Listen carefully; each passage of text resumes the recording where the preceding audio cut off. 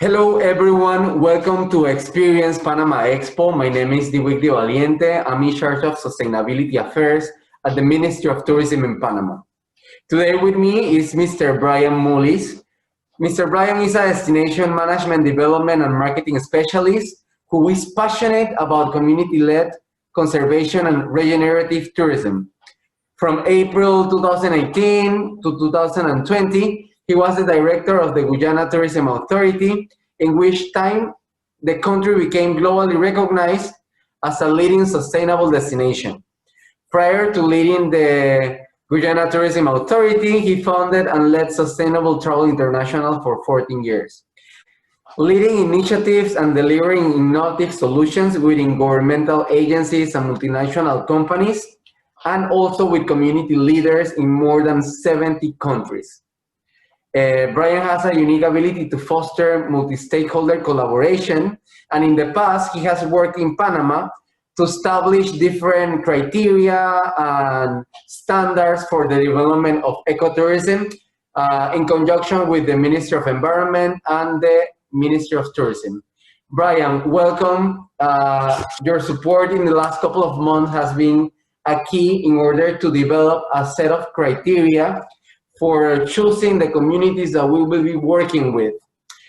Today we have the pleasure of talking about how to achieve sustainability through community-led tourism. And in the meantime, integrating communities in the design of patrimonial tourism routes. Brian, is there any words of welcome that you would like to give our audience? Yes, Dewey, thank you for that gracious introduction. It's a pleasure to be here, and it's been a pleasure to be working with the Ministry of Tourism, ATP, and well, you to help to put together a framework for determining the communities most likely to be successful, because as we know in this day and age, putting communities at the heart of tourism development really is part of the essence of what sustainability is all about. That's right, and that's why as part of the vision for the next 5 years, we are focusing on working with the communities in order to achieve that status of a sustainable destination. Some of you already know, in the next 5 years, we have the incredible goal to be recognized globally as a world-class sustainable tourism destination, thanks to the extraordinary richness and diversity of our natural and cultural heritage, and of course, the quality of our services. This seems to be a very difficult task, but I'm pretty sure that with the collaboration of different stakeholders, the private enterprises, NGOs, and the communities, we can for sure achieve this goal. And we believe in this goal because heritage tourism promotes research. When we start creating products or services based on heritage sites or heritage intangible assets, we are promoting the research of this heritage, and this therefore generates knowledge. And we would like to base the development of touristic routes on this knowledge accomplished by scientifics. And we believe that this knowledge will also motivate the conservation of these heritage sites or heritage assets. And therefore, this will reinforce the development of more heritage tourism in a sustainable way. This ends up being a virtuous circle. And as you mentioned to me before, Brian, we kind of mimic and simulate what's happening in the environment, in nature. Can you elaborate a little bit more on this? Yeah, absolutely. I think first and foremost, I would applaud the Ministry of Tourism on its goal to become recognized globally as a leading sustainable destination. I think it's absolutely achievable. There's already a strong foundation. The country's protected 40% of its land and marine resources and national parks and other preserves. So that foundation alone is a huge competitive advantage and differentiator for other destinations in and around the region as a whole. in terms of the virtuous circle, I think that it truly does capture how things ultimately work. It is that multi-stakeholder collaboration and working with various partners to ensure that tourism has a net positive impact. We know that tourism inherently has negative environmental impacts just because of things like greenhouse gas emissions and what have you. But with the amount of protected lands in Panama and with a concerted effort involving government, private sector, community leaders, NGOs, and donors all working together to strengthen the existing product for the benefit of community well-being, resident well-being, of course, visitor well-being and environmental well-being. That's what makes the virtuous circle truly work.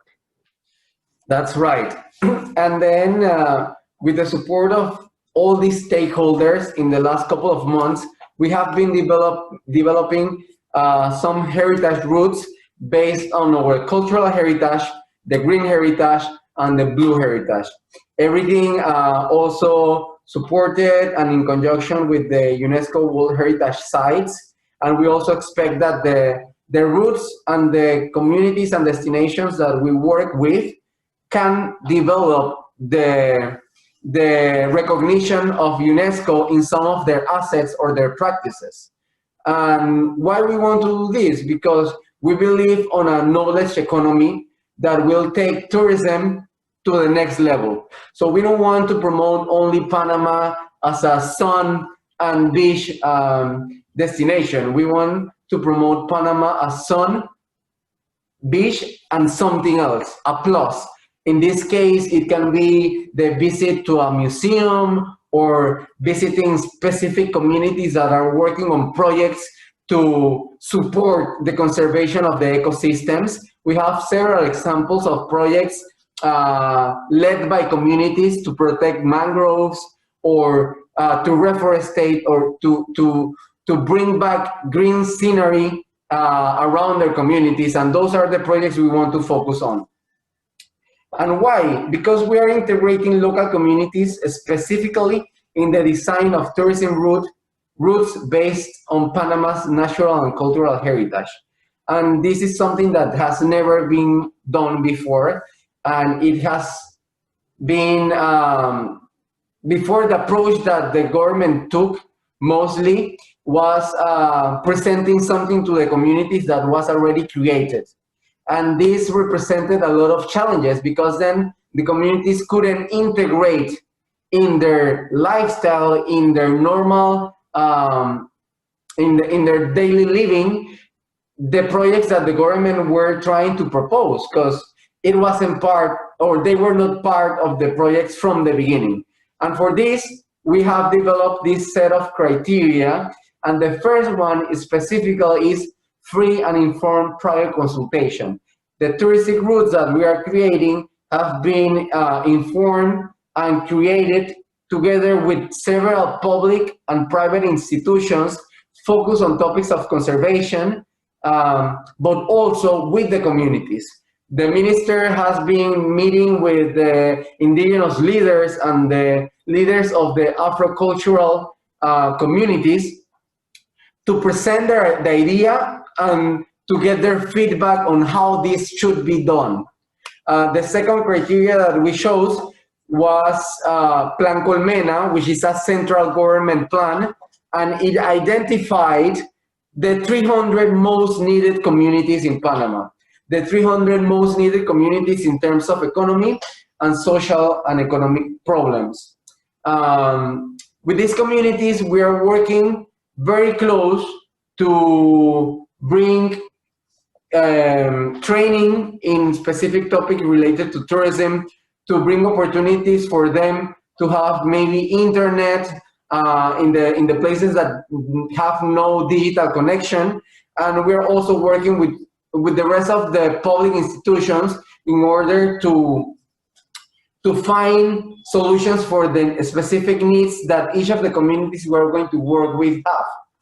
Besides this, for us it was important to identify communities that already have some known routes or circuits. And we identified several communities that are related to the Afro and indigenous cultures. I would like you, Brian, to explain this criteria maybe a little bit more, knowing that you have experience implementing this kind of criteria in other countries, and from your academic life you have also been part of studies, and you have read studies that helped us design this for Panama. Yeah, happy to weigh in, Dewey. Thank you. I guess first and foremost, I would say that Panama is blessed with abundance of natural and cultural heritage that's distinctive from every other destination in the world. That creates competitiveness that is uniquely different than sun, sand, and sea. You can have a sun, sand, and sea experience in hundreds of destinations, but what is being put forward by ATP and the Ministry of Tourism is a complement, which is nature, adventure, and culture. The perfect complement to sun, sand, and sea, to where a visitor can have both those experiences on the same destination. And by developing criteria that are based on market-driven attributes and evidence-based decision-making that are inclusive of communities that are receptive, because we do want to put them at the heart of tourism, then it creates a level of objectivity that enables the ATP to basically identify those communities that are best positioned to not only benefit from tourism, but to be successful because they're either part of or can be linked to an expanded tourism circuit to where people are already going. Yeah, here then we identify three different stages of communities. One in a planning stage, then the second stage is when you're ready to actually receive visitors. You have some basic infrastructure, you have some basic services, but then the third stage is some of the communities that have a more committed approach to sustainability, either because it's part of their normal lifestyle. That's an example that we can find with indigenous communities, or because they have been part of several programs that in the past have identified projects to work better with the waste management, or the where the energy is coming from. There are several communities that already have solar panels, and as you can see in this picture, when they offer you the food,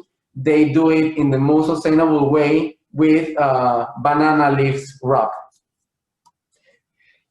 The four last criteria are very clear, I think. It's super clear that for a destination to be successful, you have to have access to it, either in roads or with plane. But a destination that doesn't have easy access is not a destination that will probably succeed in the short or medium term. Another very important point, especially, is the evidence of demand. Most of the time, the destinations start developing without a specific plan or strategy, and that causes a lot of inconveniences when it comes to the environmental and social aspects of the destination, because the communities are not ready to receive visitors. So when a community already have evidence of demand, it shows that in the future it can be successful economically, but also the community might not be so refusing of receiving visitors. In this case, a community that has an evidence of demand will be more prone to keep receiving visitors because they already know the benefits that tourism might have. Another important aspect for us, especially now that we are creating this heritage roots, is the fact that communities must have a distinctive natural and cultural heritage. It could be in terms of the blue heritage, so if they are near a marine park, or if they have marine species that are important for the conservation of them, for example, sharks, turtles, Wales. Those are the communities that have more advantages and are seen as the main ones that we will work on in the next 5 years. And another point, very important, is the availability and the established relationships with other organizations that the community may have developed in the last years. So, for example, at the Ministry of Tourism right now, we are working with the Smithsonian Tropical Research Institute to develop all the information that we are going to show in our webpage and in printed material about the different destinations in Panama. And if a community already has alliance with researchers from the Smithsonian, we'll probably have more points in order for us to work with them, because they can really align with the vision and the mission of the Ministry of Tourism for the next 5 years. And it can also benefit us in terms of the finances, because some of these organizations already have budgets that don't depend on the government.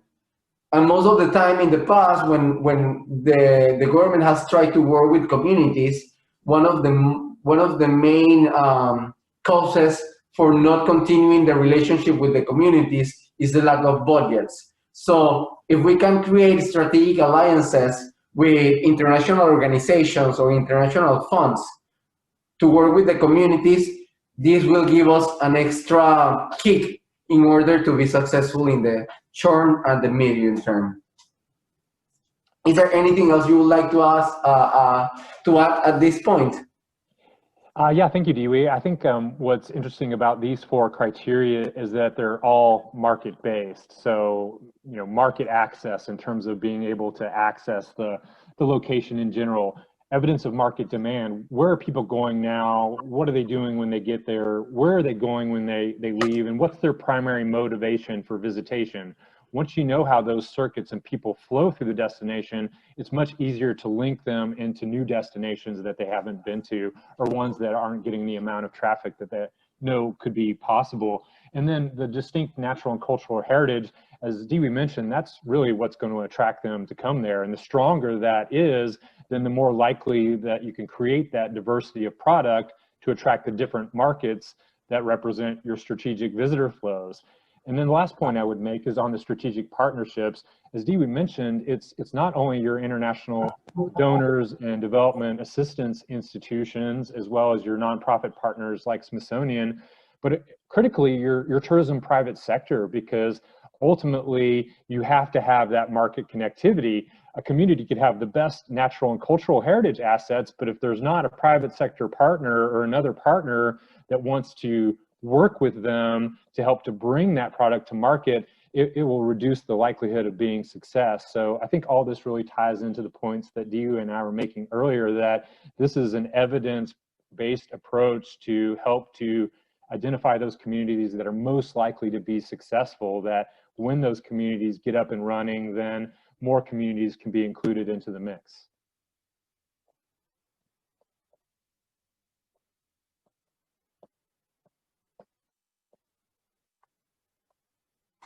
Okay, yeah, I was having the microphone off. I was saying that this evidence-based approach will help us really be successful in the short and medium term, but we need the support of all the stakeholders to really make this work. I want to thank you for the time, Brian. I hope this short presentation is helpful for the viewers. If you have any more questions regarding the criteria we have developed, you can contact Brian or myself. There are our contacts in the screen, and we want to thank you as well for your time, and we keep in touch. Thank you very much.